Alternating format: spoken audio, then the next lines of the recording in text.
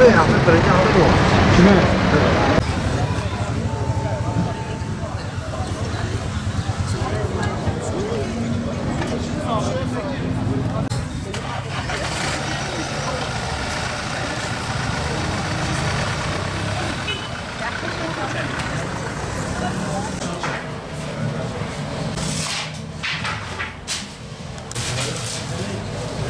Kadını dövüyordu yolun ortasından.